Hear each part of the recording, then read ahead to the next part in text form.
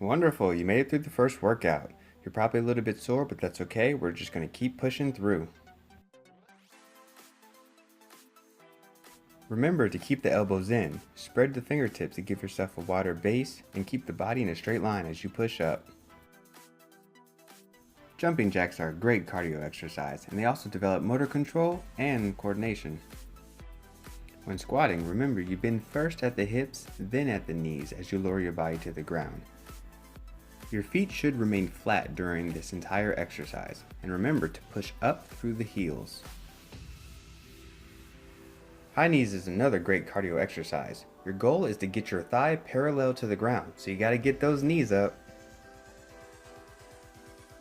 Fingers spread, arms locked out, core contracted, and glutes squeezed.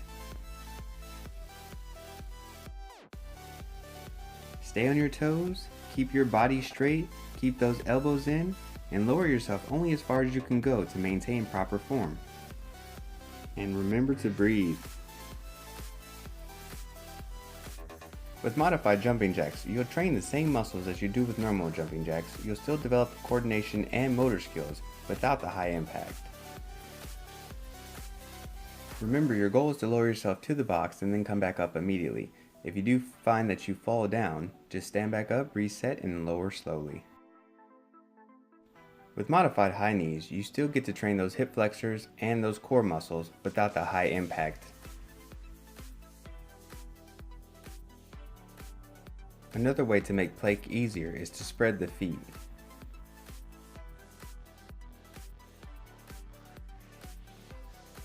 Narrow push-ups are most often performed with the diamond position of the hands, though this is not a requirement. Adding a sprint to the end of the jumping jacks will increase the difficulty. With feet together, you're still hinging first at the hips, then at the knees. Adding a sprint to the end of high knees will increase the difficulty.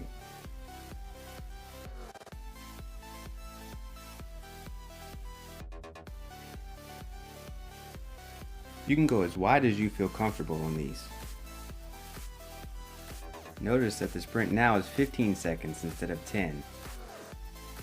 This is great for strengthening the inner thigh muscles. You will still hinge first at the hips and then at the knees. Remember that the sprint is now 15 seconds instead of 10.